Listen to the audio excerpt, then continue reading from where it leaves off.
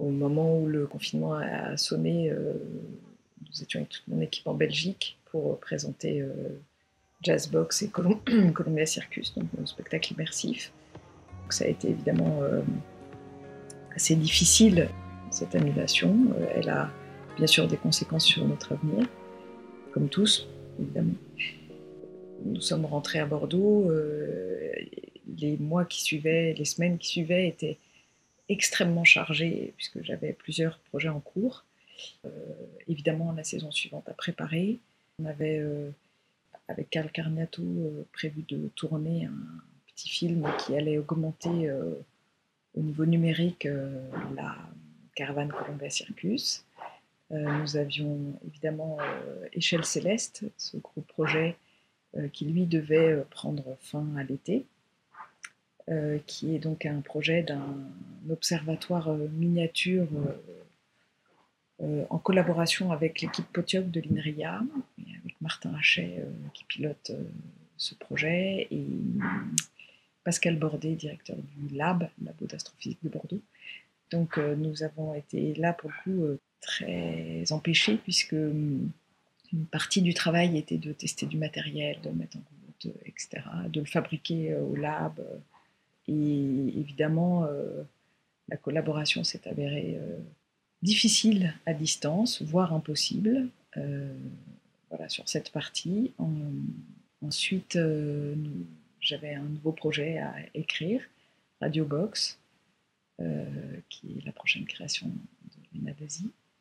Voilà, donc là, c'était plutôt un travail introspectif.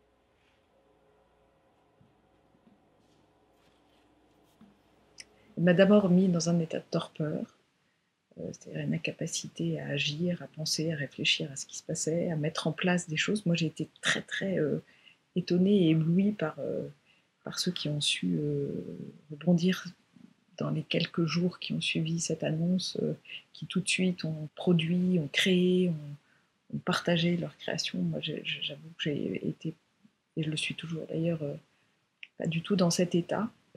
Alors pour essayer de trouver ce qui pourrait être intéressant dans cet état, c'est peut-être le silence que ça impose, en tout cas pour moi, le vide, la torpeur passée, on va dire que c'est cette chose-là qui se met en place. Et ce silence, ce vide, il est très inhabituel. Je m'apprêtais à vivre des semaines extrêmement chargées d'écriture, où je savais que mes temps d'écriture seraient très courts, très, très denses, et il allait falloir que j'aille vite. C'est exactement l'inverse qui se passe. Et à la fois, ça me permet une véritable introspection dans ce que j'ai envie de raconter, dans le temps de recherche aussi, de perfectionnement du contenu, notamment d'Échelle Céleste, mais pas que.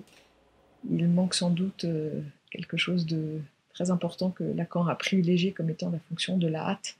Et sans la hâte, c'est difficile. Je tente de trouver l'énergie nécessaire pour garder le fil, et à la fois j'utilise ce temps pour faire le silence et voir ce qui se passe.